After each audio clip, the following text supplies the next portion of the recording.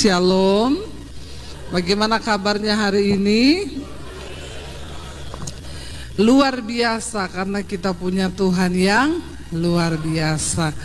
Saya percaya saudara yang datang hari ini orang-orang yang beriman percaya kepada Tuhan. Amin. Kita tidak meragukan Tuhan, tapi yang namanya percaya itu nggak bisa hanya dibilang di mulut. Karena banyak orang berkata percaya, tapi hanya sedikit yang berani mempercayakan hidupnya kepada Tuhan. Saudara, kalau kita ingin mengalami berkat Tuhan, maka firman Tuhan berkata kita harus sungguh-sungguh percaya. Ya, tidak mudah saudara, ya, tetapi ya ketika kita benar-benar sungguh-sungguh percaya, maka ada upah bagi orang yang percaya kepada Tuhan. Saya ingin kita baca dulu bersama. Mari kita buka Mazmur, ya. Kita buka bersama Mazmur 62 ayat yang ke-8, saudara. Mazmur 62 ayat yang ke-8. Saya mengucapkan terima kasih buat Pak Samuel, ya, Pak Gembala dan juga Ibu. Terima kasih buat kepercayaannya saya boleh ada di sini. 1 tahun yang lalu kita ketemu, nanti ketemu lagi tahun depan. Amin. Tidak terasa ya, tahun demi tahun kita lewati ya. Tuhan masih jagai, Tuhan masih pelihara, malah tambah gendut semua ya. Itu karena anugerah Tuhan saudara ya. Karena banyak orang pengen gendut gak bisa gendut. Bersyukurlah yang gendut seperti saya ya. Kita buka Mazmur 62 ayat yang ke-8. Firman Tuhan berkata ya, atau ayat yang ke-9 ya di Alkitab ya, karena beda ini ayat. Nah ini kita baca bersama dengan suara yang keras. 1, 2, 3. Percayalah kepadanya setiap waktu, hai umat, curahkanlah isi hatimu di hadapannya. Allah ialah tempat perlindungan kita. Katakan amin ya. Daud menulis Mazmur ini saudara, dia menguatkan hati ya bangsa Israel. Dia berkata percayalah kepadanya, percayalah kepada Tuhan. Dia bilang di sana ya, setiap waktu percayalah kepada Tuhan. Kita ini disuruh percaya kepada Tuhan, bukan hanya waktu hari Minggu di gereja. Bilang amin. Banyak orang itu ketika datang di gereja di charge ya, tapi waktu keluar dari gereja ya, menghadapi kehidupan ya, tadi waktu nyanyi luar biasa hadirat Tuhan, wah aku kuat dahsyat luar biasa. Ketika kita pulang menghadapi kehidupan ya, banyak yang imannya sudah menguap, tidak percaya lagi. Dan ayat ini firman Tuhan, Daud berkata percayalah kepada Tuhan kapan? Setiap waktu. Kita ini percaya sama Tuhan tuh enak. Orang yang percaya sama Tuhan tuh udah gak ada ketakutan. Amin. Ya, amin yang kenceng. Ya, kemarin saya naik pesawat ke sini saudara. Mungkin memang ada tipe-tipe pesawat ya, kalau naik itu dia mau masukin rodanya itu bunyi wung wung wung wung wung wung wung, kayak pesawat mau mogok. Bayangkan di atas udara ya, dia masukin rodanya bunyi wung wung wung wung wung wung. Ya pasti semua kan langsung mukanya tegang saudara, takut. Tapi orang yang percaya pada Tuhan, saya tidur aja, mati hidup di tangan Tuhan. Enak gak percaya sama Tuhan? Makanya sungguh-sungguh kayaknya ini muka-mukanya belum muka percaya setiap waktu. Masih banyak pergumulan, masih banyak pemikiran, masih banyak pertimbangan. Beberapa waktu yang lalu saya bawa grup ke Israel ya, 116 orang. Terpaksa ditutup pendaftaran karena sudah penuh. Ya, karena saya tidak mau beda pesawat dengan yang lain. Jadi tutup sudah. Banyak yang masih mau daftar nggak bisa ikut lagi yang berikutnya. Dulu pertama 125 orang, kemarin 116 orang. Ditutup ya, tiba-tiba ketika sudah mendekati harinya, ya suami saya bilang, saya ini ada kelebihan 5 orang nih di bisnis kelas lagi. Bisnis kelasnya habis, sudah ke booking semua. Jadi gimana? Ya ini 5 ini harus terpaksa berangkat sendiri pakai pesawat yang berbeda. Atau saya bilang balikin aja lah duitnya lah. Lalu ditanya ke mereka, Bu, Pak, ini kita ada kesalahan nih dari pihak travel. Ternyata 5 orang nih nggak dapat tempat di bisnis kelas, sudah penuh. Ya di booking semua saudara bisnis kelasnya. Terus Bapak Ibu kita kembalikan duitnya, nggak mau. Kita dari awal sudah daftar loh. Suami saya bilang sama saya, gimana nih say? Mereka nggak mau dibalikin. Tanya ke travelnya, bisa tapi pakai pesawat lain, berangkat sehari sebelumnya.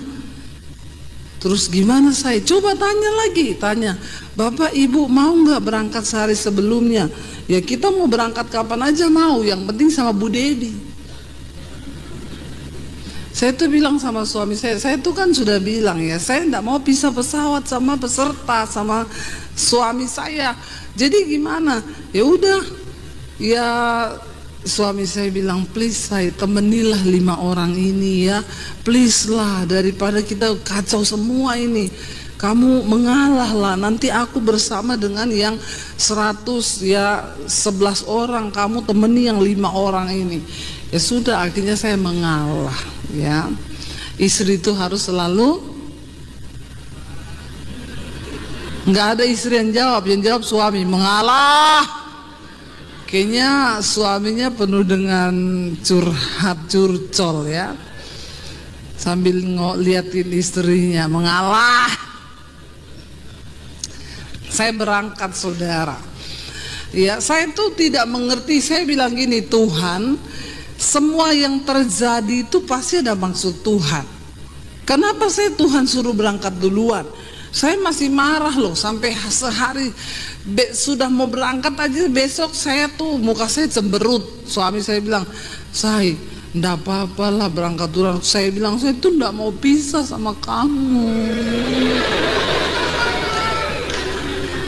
Ndak apa-apa saudara, sudah menikah lama harus tetap bucin. Bucin sama suami sendiri, sama istri sendiri nggak apa-apa dong. Jangan bucin sama suami orang, bertobat. Bucin sama istri orang, bertobat. Tapi suami saya bujukin saya, enggak apa-apa, kita cuma pisah 1 malam loh, besoknya kita ketemu loh. Ya wes, saya berangkat saudara. Akhirnya kami dapat 1 hari berhenti di Muscat. Muscat itu kota yang indah, negara minyak, negerinya putih, semuanya bersih, nggak ada sampah. Wah, kita nikmati 1 hari jalan-jalan di Muscat. Besoknya kami harus ke bandara untuk melanjutkan penerbangan ke Jordan. Saya telepon suami saya sudah siap, kalian rombongan sudah, ini saya sudah di bandara. Gimana semua check-innya? Luar biasa, mantap. Iya, puji Tuhan, tidak ada kendala. Iya, dadah sayang, nanti ketemu ya. Iya, bye-bye ya.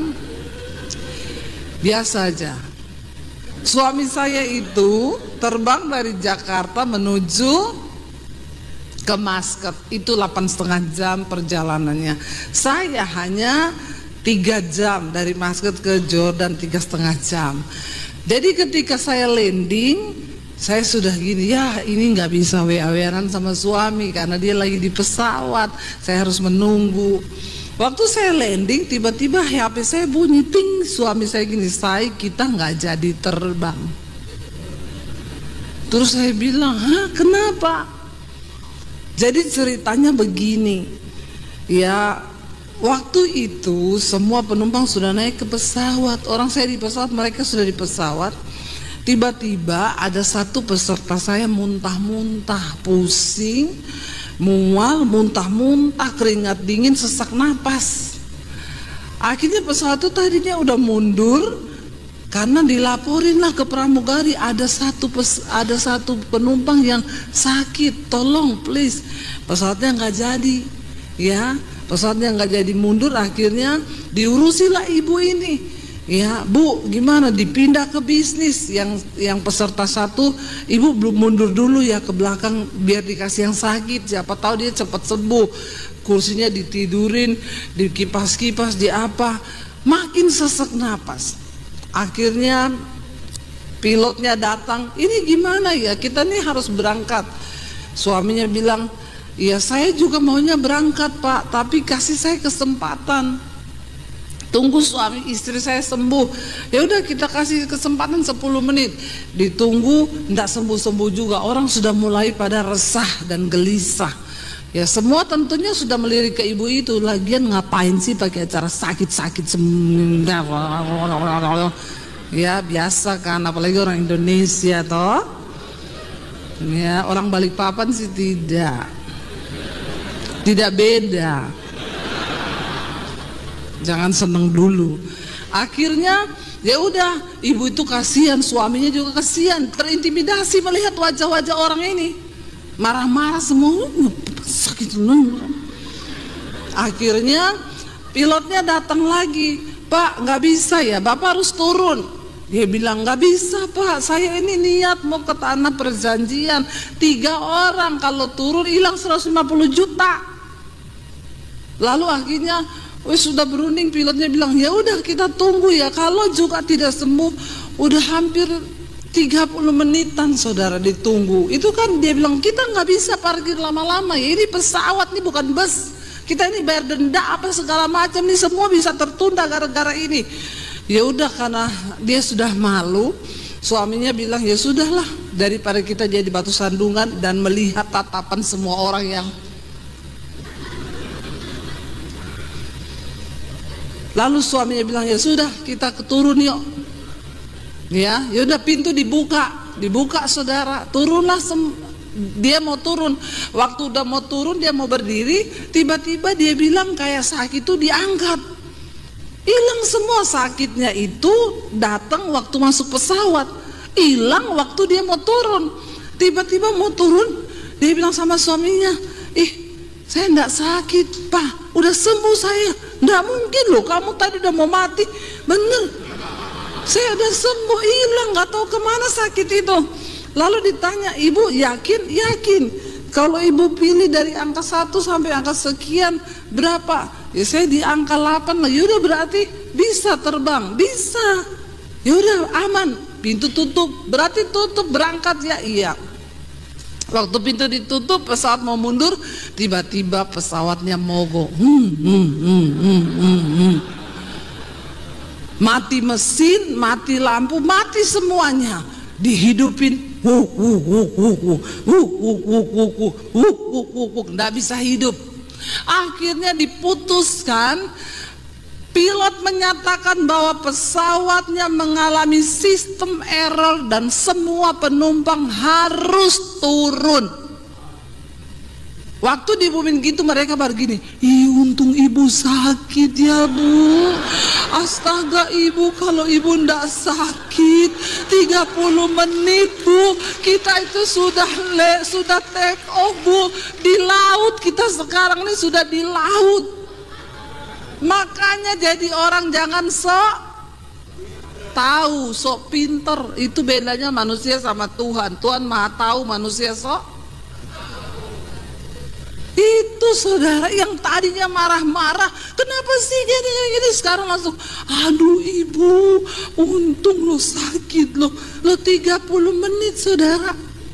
Itu pesawat sudah take off dan tiba-tiba error sistem. Yang rusak bukan businya, sistem komputerisasinya error. Lalu disuruh turunlah semua. Mereka pertama nunggu di bandara. Suami, memang itulah saya baru mengerti rencana Tuhan. Kenapa suamiku yang seperti Musa yang harus tinggal, ya, orang yang lembut hati menghadapi belum bangsa Israel ini baru 111 orang. Tadinya masih aman, duduk, Pak jam berapa ya ini kira-kira? Lalu tanya, dapat pengumuman tidak bisa malam ini terbang karena pesawat itu harus didatangkan teknisinya dari Muscat, karena itu pesawat luar yang bisa memperbaiki ya orang dari negaranya. Jadi Bapak Ibu diinapkan di hotel di samping bandara. Tadinya masih aman, semua happy, ketawa ketiwi mereka. Tiba-tiba besok paginya udah sarapan pagi, mulai tanya-tanya, kita jadi berangkat nggak sih ini? Jadi nggak sih? Ditanya lagi ke pihak maskapai. Jadi dipastikan malam ini kita terbang. Udah aman kan, tenang, damai. Tiba-tiba ada orang-orang yang penakut, nggak mempercayai Tuhan di setiap waktu. Mulai ngomong gini, nanti malam kita berangkat, naik pesawat yang sama.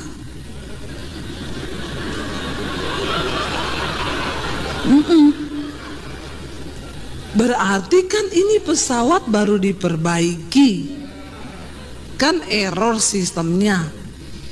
Kita perbaiki komputer aja kadang nggak satu kali jadi, masih bisa mati lagi. Ini pesawat loh. Kamu mau jadi uji coba?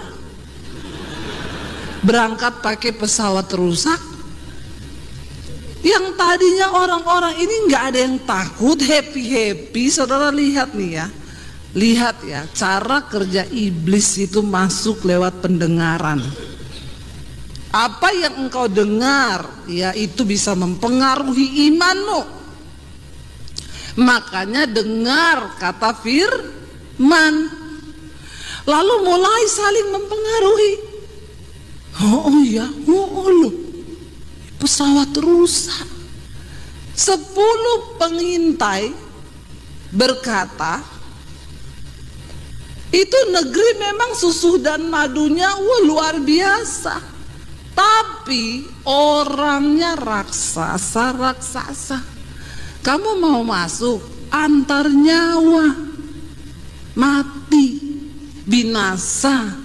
Kamu ke situ setor nyawa. Kamu mau naik pesawat rusak. Ini kita uji coba, sama dengan setor. Yang tadinya nggak takut jadi takut. Saya saudara di sana sudah tadi aman-aman. Lalu suami saya kabari, saya ada masalah. Kenapa? Semua pada nggak mau berangkat kalau pakai pesawat yang sama. Mereka minta ganti pesawat. Ini dipikir bus saudara. Ya kalau bus nih kita bisa ganti. Lah maskapai penerbangan semua sudah ada jadwalnya dan sudah dijelasin.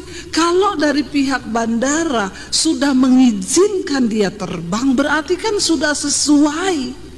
Tapi namanya penakut, tidak percaya, tidak beriman, tetap aja. Ya kan walahu alam. Siapa yang tahu?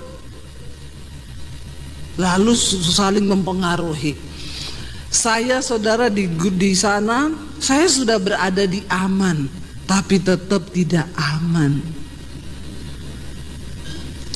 Di grup masuk, ini gini, saya ditelepon peserta, Bu, kita semua sudah memutuskan ya, kalau berangkat pakai pesawat yang sama, kita tidak mau berangkat. Kenapa Bu? Ya ini kan pesawat rusak. Ya kan sudah diperbaiki Bu. Ya enggak bisa. Siapa yang tanggung jawab keselamatan seluruh peserta? Saya bilang Tuhan Yesus. Loh emang benar, emang saya yang tanggung jawab. Jadi pendeta itu enggak enak loh Pak. Tuntut suruh tanggung jawab keselamatan. Saya bilang, yang tanggung jawab keselamatan itu Tuhan. Terus saya bilang gini, kalian tahu nggak sih, di situ ada suamiku, ada anakku 3. Emang saya mau mereka mati? Terus akhirnya diem.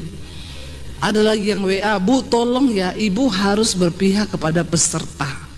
Ini mah travelnya mau-mau aja berangkat, dia nggak mau rugi. Tapi kan ibu harus membela peserta supaya ibu tidak terkesan hanya mencari keuntungan. Aduh, saya itu diintimidasi begitu saudara. Memang benar suami saya yang ada di Jakarta. Kalau saya ada di Jakarta, saya mendengar perkataan itu tak suruh pulang semua, bubar, bubar. Emang gue pikirin lu pulang semua. Tapi Tuhan tahu loh, makanya ya saya itu ditaruh di aman.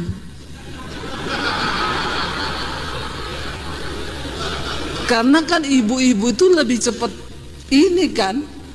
Wah, saya tuh kalau apalagi dibilang cari untung, wah saya nggak bisa denger yang kayak begitu. Suamiku didatangi semua, dia cuma dengan sabar. Iya, Pak ya, berdoa ya.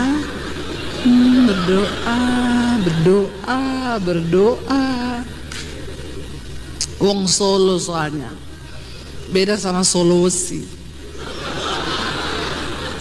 Akhirnya saudara, yang anak saya telepon lagi. Jadi mereka tuh bilang, ibu harus bikin pengumuman di grup yang menyatakan bahwa ibu berpihak pada seluruh peserta, tidak berangkat kalau pakai pesawat yang sama. Anak saya telepon, Mam, aku takut Mam, gimana ini Mam? Lah kalian gimana deh, kita nggak mau loh kalau pakai pesawat yang sama. Sudah teracuni nih kata-kata ini. Pesawat yang sama, cuma satu kata ini bisa bikin mati iman semua orang. Saya juga nggak bisa paksa, saya bilang gini, deh ikuti kata hatimu aja deh. Kalau kamu mau pulang, pulang aja. Tapi papi tetap mau berangkat. Lebih kalau papi berangkat, masa papi mati sendiri? Lah piye toh, saya bilang, ya kalau kamu mau mati sama papi ya terbang aja. Kamu juga jangan bikin mami bingung di sini. Mami juga pusing, dek. Hidup mati itu di tangan Tuhan loh. Ya tapi aku ndak berani. Ya aduh saudara, saya tuh udah pusing. Akhirnya saya bikin pernyataan di grup. Saya memutuskan, saya berpihak kepada seluruh peserta. Kalau pakai pesawat yang sama, tidak usah berangkat. Habis itu saya nangis. Di hotel saya nangis, saya tidak bisa makan. Saya baru merasakan yang namanya orang stres itu. Seenak apapun masakannya tidak bisa masuk. Benar-benar tidak bisa masuk. Saya seharian tidak makan, saya nangis terus sampai petugas hotelnya tanya, "Hey, why? What happened?" Saya nangis teriak di kamar. Petugasnya bilang, "Oh my God," dia kira kita berantem. Lalu saudara, akhirnya setelah saya bikin pengumuman itu di grup, suami saya telepon saya, "Say, kenapa kamu bikin pengumuman itu?" Lah kenapa? Aku ini lagi berusaha membujuk mereka, menguatkan iman mereka. Terus suami saya gini, mending kamu gini loh, bikin video singkat 1 menit, kuatkan hati mereka. Jawaban saya ingat waktu, nggak mau, biarin aja. Karena saya juga sudah kasihan sama anak saya ini nggak mau berangkat. Saya juga berharap nggak usah berangkat. Saya pikir kalau mereka mati, suami mati, anak 3 mati, kameramen saya juga mati. Terus saya ini mau ngapain gitu ya? Jadi saya cuma bilang, saya enggak mau bikin video. Ya udah, suami saya diam. Akhirnya suami saya bikin keputusan gini aja. Dia tulis di grup, siapa yang tidak mau ikut, kita bikin daftar. Tolong diisi daftar ini yang tidak mau terbang dengan pesawat yang sama. Enggak ada yang mau isi. Karena memang semuanya niat mau berangkat. Isi data, enggak ada yang isi loh. Ini kok semua ngomong tidak mau berangkat, tapi suruh isi yang enggak mau berangkat, kenapa enggak ada yang isi? Ya kenapa kita disuruh isi? Lawung disuruh isi kok. Akhirnya pusing kan saudara. Ya udah diumumin nanti malam jam 8 pesawat siap. Semua penumpang harus ke bandara, nanti diangkat pakai bus ya. Berangkatlah semua. Lalu bapaknya yang istrinya sakit, sama anaknya 1 sama istrinya datang ke suami saya salaman. "Pak Daniel, selamat jalan ya. Saya kesini hanya mau ambil bagasi. Loh kenapa Pak? Saya enggak ikut terbang Pak. Pak, istri Bapak, kemarin Bapak disuruh turun enggak mau. Kenapa sekarang Bapak mau pulang? Saya enggak berani Pak terbang pakai pesawat yang sama. Terus kata suami saya, Pak kalau kita mau jatuh dari kemarin tuh sudah jatuh, istri Bapak enggak sakit. Kenapa Tuhan bikin istri Bapak sakit? Karena kita ini sudah diluputkan Pak. 30 menit sudah Tuhan luputkan. Jadi kenapa Bapak mau mundur? Saya tidak berani Pak Daniel. Saya hanya mau ambil bagasi saya. Suami saya bilang, saya doain Bapak boleh enggak? Dia cerita sama saya, ibu tahu waktu saya didoakan Pak Daniel, begitu Pak Daniel amin, kayak ada roh yang dicabut dari dalam jiwa saya Bu. Tiba-tiba dia bilang, Pak Daniel saya berangkat. Ya, jadi kalau ada di antara saudara yang hari ini takut, hubungi suami saya. Ya, apalagi yang besok jatuh tempo, hubungi. Karena itu sangat menakutkan. Saudara, ya akhirnya satu lagi Bapak datang. Pak, saya ini hanya punya iman 10%. Saya titip 90%-nya di Bapak ya. Kata suami saya, iman tidak bisa dititip Pak. Duit bisa dititip, iman tidak bisa. Tapi gimana, udah saya doakan. Jadi dia tuh sibuk mendoa-doakan orang yang ngomongnya percaya. Memang ternyata orang Kristen tuh harus diuji Pak. Harus diuji. Di gereja kalau nyanyi hebat, ya, kalau puji-pujian hebat, begitu ngalami ujian baru begini tuh, ciut semua nyalinya. Ada orang Medan datang, Pak Daniel, saya bukan apa-apa Bapak. Saya ini sudah izin satu kampung kemarin antar saya mau ke tanah perjanjian. Kalau saya pulang kita tidak jadi berangkat, di mana harga diriku Pak? Orang Medan itu memang harga diri lebih tinggi daripada harga nyawa. Dia bilang sama suami saya, apapun yang terjadi saya tetap berangkat Pak. Nggak peduli di pesawat merusak mau apa, saya berangkat Pak. Istrinya nyeletuk, lu berangkat sendiri, saya ndak. Itu koper-koper saya kau bawa ke Israel. Kalau kau biasa pasti pulang lagi, kau bawa pulang. Tapi kalau pesawatmu jatuh ya sudah.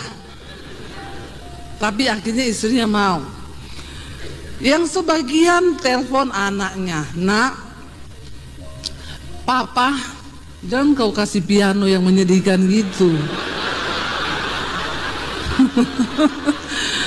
Nanti saya sudah mau nangis lagi, tidak jadi cerita begini ya. Saudara yang satu telepon anaknya, Nak, Papa Mama gimana? Menurutmu kita berangkat enggak? Anaknya bilang, Papa Mama kan udah niat berangkat. Berangkat aja. Tapi enggak apa-apa. Enggak apa-apa lah Pak. Ya udah Papa Mama berangkat, cuma pesan satu. Kalau ada apa-apa, jangan kamu salahin Tuhan. Kamu tetap melayani Tuhan. Catat nomor PIN ATM Papa. Luar biasa ya. Luar biasa loh. Tapi karena nggak jadi jatuh, diganti lagi PIN-nya.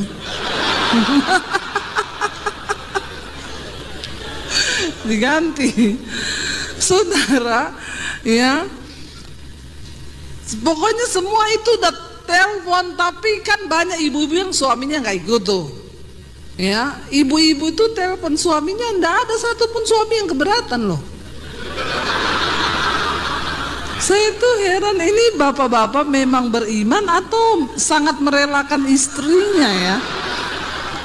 Semua ibu-ibu yang nggak bawa suami, Pak saya berangkat, jangan takut, berangkat. Saya sempat kaget ya, kok aneh sih saudara, ini agak aneh ya. Tapi semua mendorong istrinya berangkat mah, berangkat. Haleluya. Jangan berpikiran negatif. Berarti itu bapak-bapaknya imannya luar biasa, sangat teguh. Ya, insya Allah. Saudara, ya akhirnya puji Tuhan, ya semua berangkat, 6 orang pulang. 6 orang memutuskan mereka tidak berani, tapi yang selebihnya berangkat. Saya waktu itu ingat sebelum mereka berangkat, saya akhirnya bikin video 1 menit.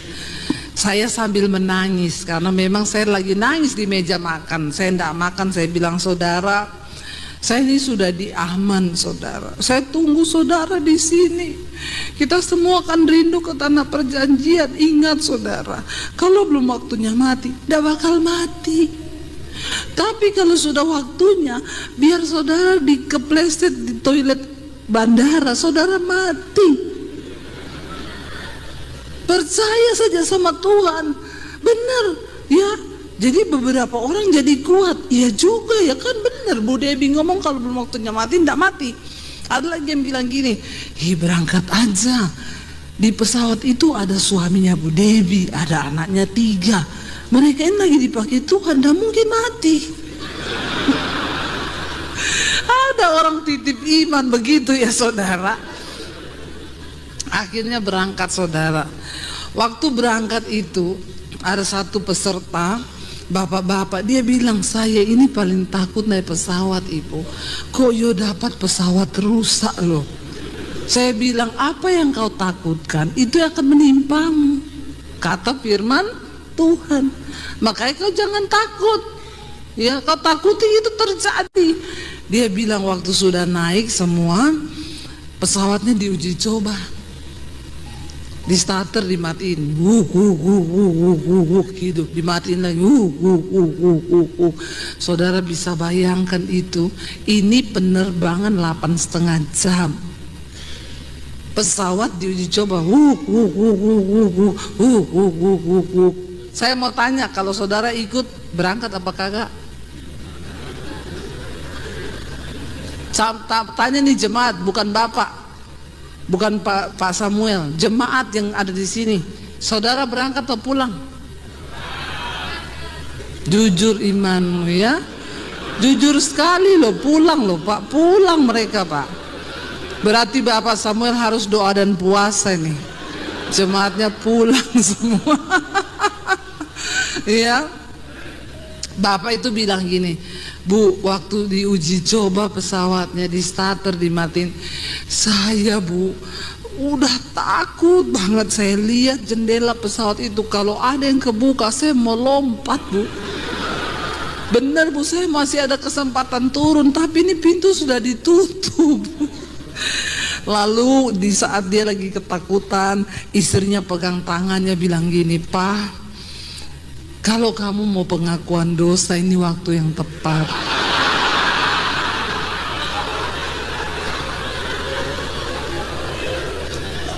Gak apa-apa, ngaku saja sama saya. Ini waktu yang paling tepat. Terus saya bilang, jadi Bapak sudah pengakuan? Untung belum Bu. Karena lebih menakutkan perkataan istri saya ini daripada keberangkatan. Ini lebih horor ini. Ya, ngomong pengakuan dosa, sama-sama mati Bu. Tapi untung saya belum sempat ngomong. Kalau saya udah ngomong Bu, pesawatnya nggak jadi jatuh, saya sudah mati sekarang. Sudah. Itu luar biasa ya. Waktu mereka terbang, saya itu berdoa, Tuhan, itu kayak ketakutan 111 orang tuh taruh di kepala saya. Saya itu nangis terus, saya berdoa, Tuhan tolong Tuhan. Anak saya didoakan, suami saya tanya sama mereka. Saya bilang, Dek, kamu putar lagu di pesawat, dengar lagu aja sambil penyerahan. Ya, lalu dia bilang, iya, aku selama ini kalau lihat Mami naik pesawat Kalau ada badai atau apa kan mami tuh nyanyi. Aku paling jengkel. Ini mami ini ngapain sih di pesawat nyanyi? Tapi Mam, kali itu aku mengalami sepanjang penerbangan aku nyanyi terus, syukur. Memang orang itu harus mengalami. Anak saya tanya, Dek, waktu terbang tuh kamu sudah siap mati? Ya udah, aku sebenarnya mau pulang Mam, tapi aku lihat papi berangkat, Dea berangkat, Karen berangkat, kata kak anak saya yang paling gede, lah terus kalau mereka mati jatuh di pesawat, mami juga lagi di Jordan, aku sama siapa di sini? Jadi ya sudah ikut aja lah. Tapi semua sudah pemberesan itu. 111 orang itu berangkat siap mati. Itu baru bilang iman yang teguh itu. Percaya kepada Tuhan setiap waktu itu.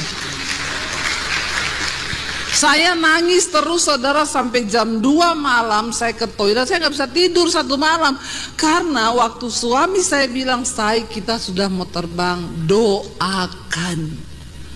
Dia kirim lagi foto, dia doain anak-anak tumpang tangan. Dalam hati saya, mungkin ini foto terakhir Tuhan.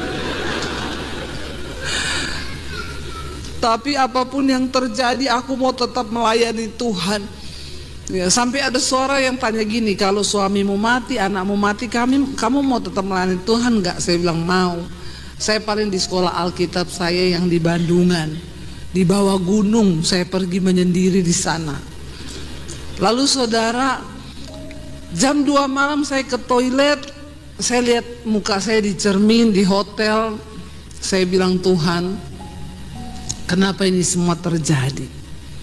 Saya minta maaf, saya minta ampun kalau saya ada salah dengan grup ini. Apa Tuhan? Tiba-tiba saudara, Tuhan tuh cuma ngomong di hati saya gini, jangan takut, aku sedang menguji iman mereka. Wow. Tiba-tiba ketika saya dengar suara itu, saya bersuka cita. Kenapa saya bersuka cita saudara? Karena ini ujian yang gak bisa dibeli dengan uang. Saya bersyukur anak-anak saya dibawa Tuhan dalam sebuah pengalaman pribadi yang wow.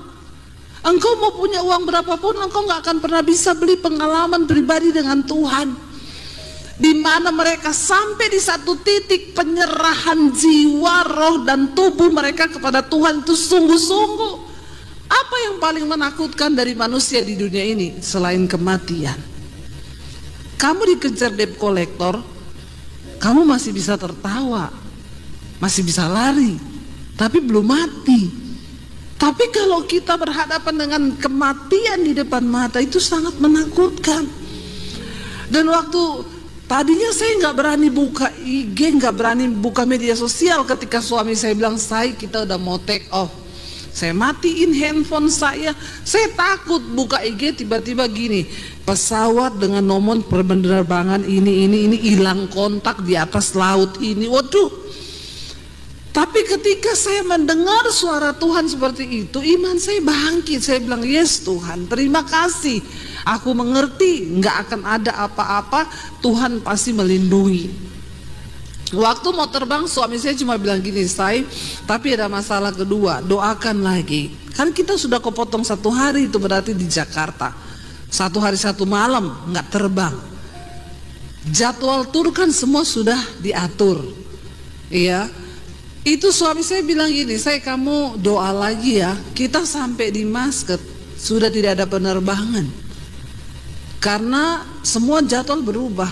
Saya sudah dapat kabar, kata suami saya, kita transit 16 jam lagi. Waduh, saya tuh berdoa, travelnya telepon saya bilang jangan takut. Saya berdoa sama Tuhan, enggak, kamu turun langsung dapat pesawat, kamu langsung berangkat. Amin, amin, Abuni, amin, aku percaya Abuni, dia bilang. Begitu akhirnya mereka landing, saudara, saya itu cuma lihat jam terus, lihat jam. Akhirnya HP saya bunyi dan semua ting, puji Tuhan saya udah landing. Haleluya, puji Tuhan 12 kali. Tuhan dahsyat luar biasa. Dan benar kata suami saya, kan ada beberapa tur juga yang ikut di situ, bukan dari grup saya. Mereka tertinggal dan akhirnya grup kami itu benar-benar khusus satu pesawat untuk peserta Debbie Basir TV. Itu pindah langsung, turun langsung pindah ke satu pesawat, langsung terbang ke Jordania. Dan di situ saya melihat Tuhan itu dahsyat. Ya, yang dari peserta lain besoknya telepon suami saya, mereka masih di Muscat, nanya, "Pak, Bapak nginep di hotel mana di Muscat?" "Loh, kita udah di Jordan, Pak." "Oh iya, kita transit lagi 16 jam.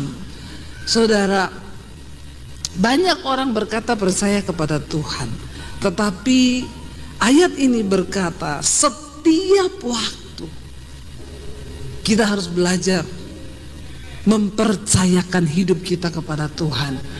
Sampai di mana iman kita? Saya pengen kita baca satu ayat firman Tuhan, bukan satu ayat, banyak ayat ya.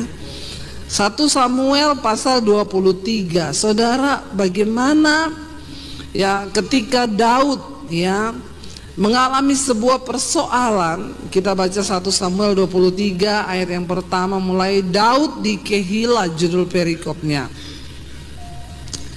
"Diberitahukanlah kepada Daud begini, ketahuilah orang Filistin berperang melawan kota Kehila dan menjarah tempat-tempat pengirikan." Ayat 2. Lalu apa? "Bertanyalah Daud kepada Tuhan, apakah aku akan pergi mengalahkan orang Filistin itu?" Jawab Tuhan kepada Daud, "Pergilah, kalahkanlah orang Filistin itu dan selamatkan Kehila." Ayat yang ketiga baca bersama.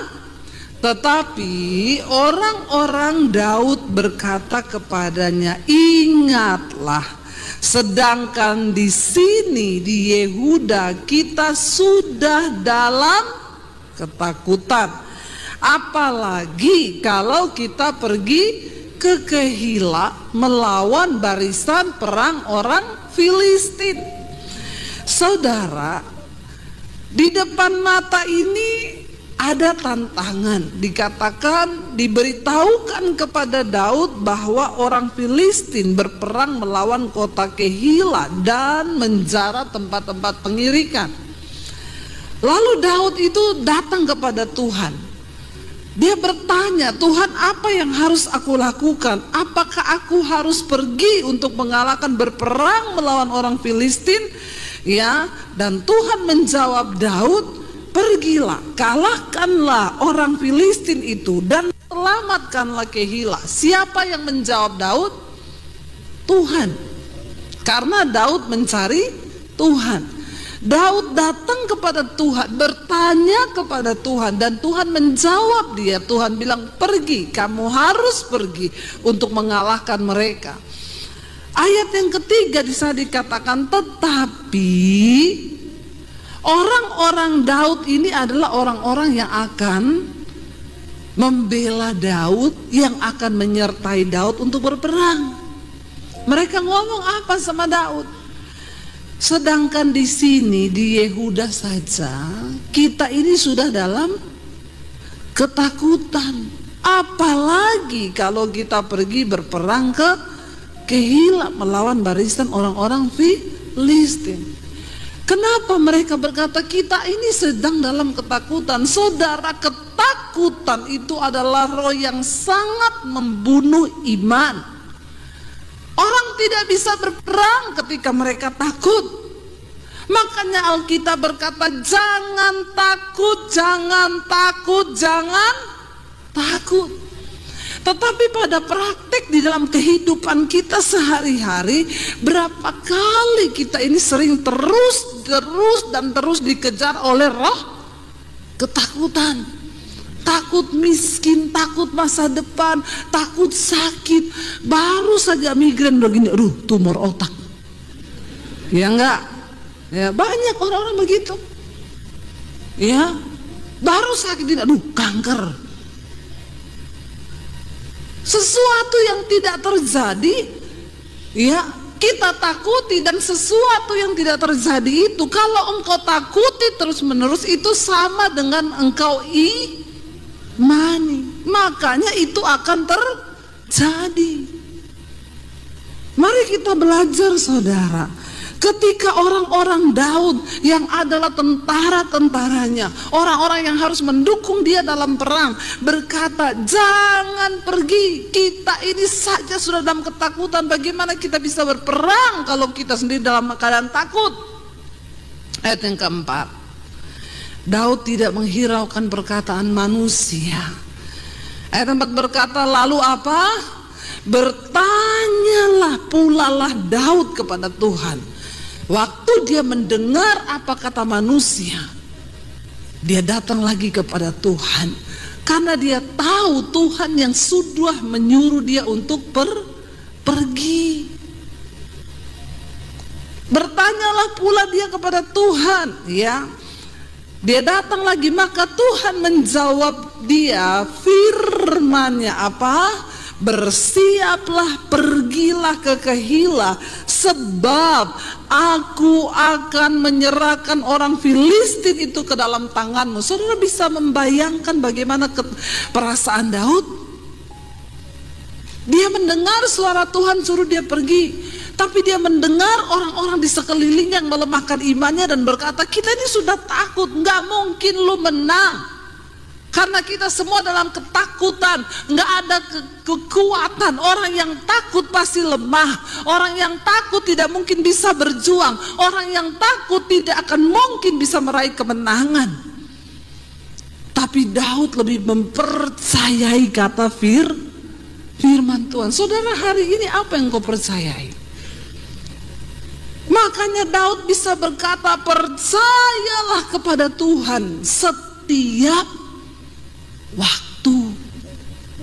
Jangan punya iman yang on off, on off, on off. Hari ini takut, besok percaya, hari ini takut, besok. Bagaimana kita bisa melihat mujizat Tuhan ketika sekelilingmu tidak mengizinkan engkau untuk percaya? Keadaanmu, keuanganmu, apapun membuat engkau sudah tidak berdaya. Percayalah pada perkataan firman Tuhan. Jangan pernah engkau meremehkan firman. Sebab Alkitab berkata, Tuhan tidak pernah menarik kembali. Setiap perkataan yang sudah keluar dari mulutnya pasti akan tergenapi, dan firman itu akan melakukan apa yang Allah suruhkan kepada dia. Katakan amin. Yes. Jangan takut saudara. Jadilah orang yang sungguh-sungguh percaya. Kenapa Daud bisa mengatakan, menulis Mazmur itu? Percayalah kepada Tuhan setiap waktu. Ya, Tuhan bilang maju. Karena aku yang akan menyerahkan orang Filistin itu ke dalam tanganmu. Daud tahu bukan dia yang berperang. Daud tahu bukan anak buahnya yang berperang. Ketika Tuhan yang menyerahkan, maka dia hanya akan melihat saja. Jangan ukur kekuatanmu hari ini. Kita nggak punya kekuatan apa-apa. Mungkin engkau berkata, nggak mungkin saya usaha. Saya mau usaha apa? Saya mau bisnis apa? Saya nggak punya modal. Tuhan punya begitu banyak pintu yang tidak terlihat. Tapi dia mau lihat imanmu. Dia mau lihat percayamu kepada dia. Hormati Tuhan, jauhi dosa, hidup dalam kekudusan dan kebenaran. Engkau akan melihat pertolongan Tuhan. Tadi pagi saya sampaikan, Tuhan memagari orang, Tuhan memberkati orang benar, dan dia memagari orang benar itu dengan anugerah dan perisai. Saudara, waktu kita sungguh-sungguh menjadi orang benar, percaya kepada Tuhan, dia bilang dia berperang. Ayat 5 berkata begini, kemudian apa? Pergilah Daud dengan orang-orangnya ke Kehila. Daud harus menentukan pilihan. Walaupun orang-orang ini melemahkan dia, tapi mereka harus mengikuti Daud sebab dia pengambil keputusan atas bangsa Israel.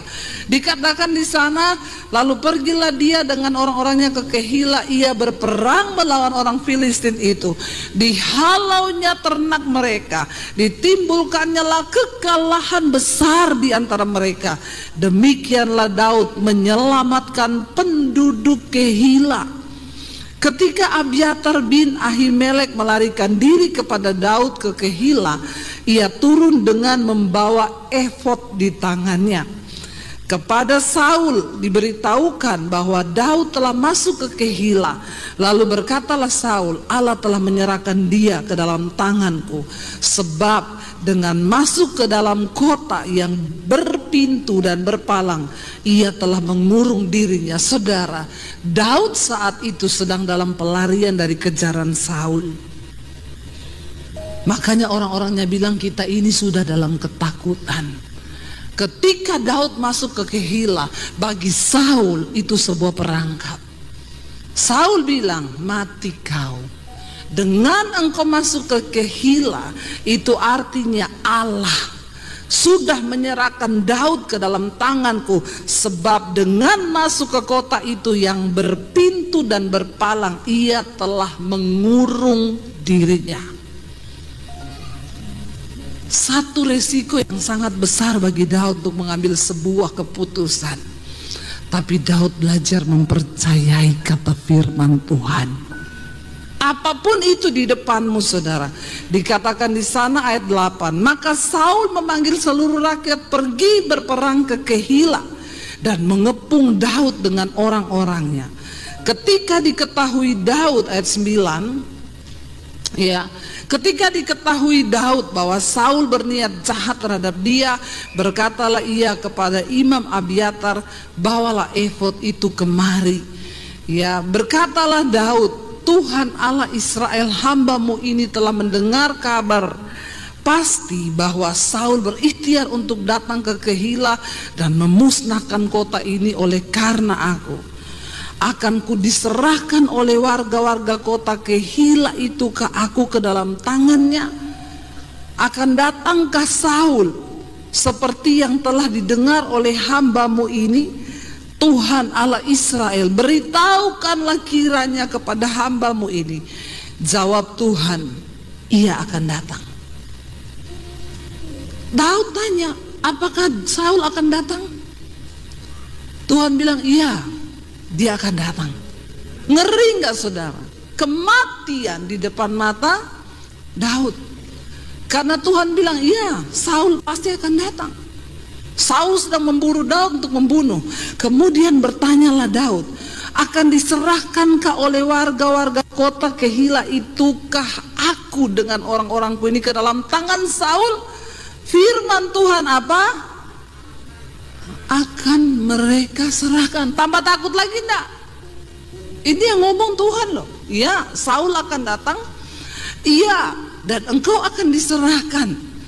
Ya, dikatakan di sana, lalu bersiaplah Daud dan orang-orangnya, kira-kira 600 orang banyaknya. Mereka keluar dari Kehila dan pergi kemana saja mereka dapat pergi. Apabila kepada Saul diberitahukan bahwa Daud telah meluputkan diri dari Kehila, maka tidak jadilah ia maju berperang. Saudara, ya, mendengar perkataan Tuhan itu lebih penting daripada engkau mendengar perkataan orang. Apa yang terjadi? Daud maju dan benar, dia mengalahkan, dia merebut kembali kota itu, menyelamatkan Kehila. Dan Saul pergi, Daud bertanya, Tuhan, apakah dia akan datang? Iya. Akan diserahkan? Iya. Jadi kamu cepat keluar. Makanya Daud mengambil keputusan.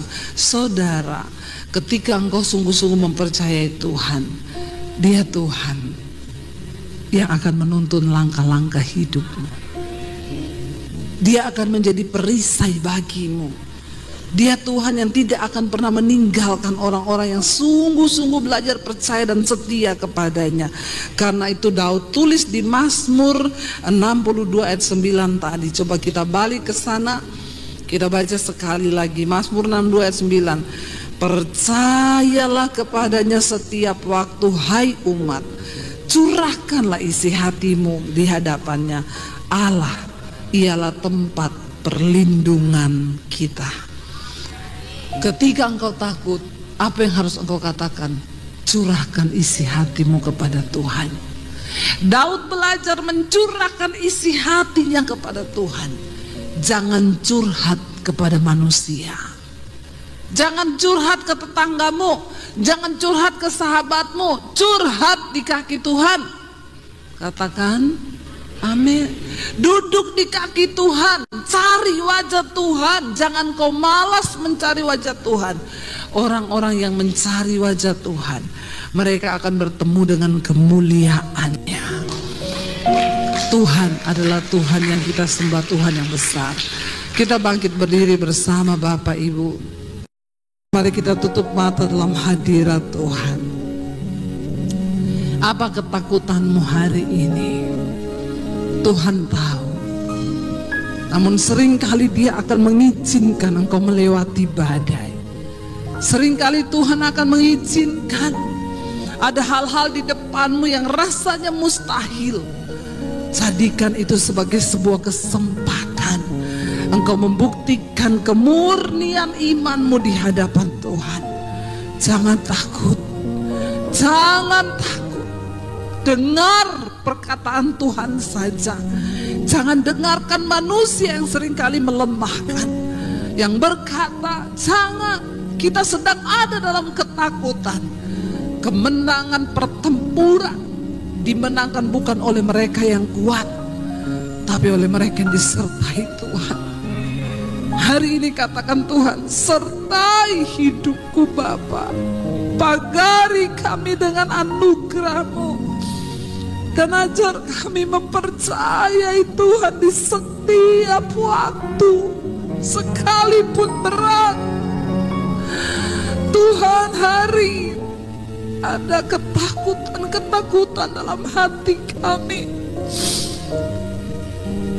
Biar kami belajar percaya kepada firman-Mu Tuhan. Kami berserah kepada Tuhan. Tidak ada sedikit pun mengandalkan kekuatan kami manusia, tapi kami belajar berserah kepada Tuhan. Ambil alih seluruh hidup kami Bapa. Ambil alih semuanya Tuhan. Ambil alih. Saya berikan saudara waktu beberapa saat, datang pada Tuhan secara pribadi. Ini hidup kami Bapa.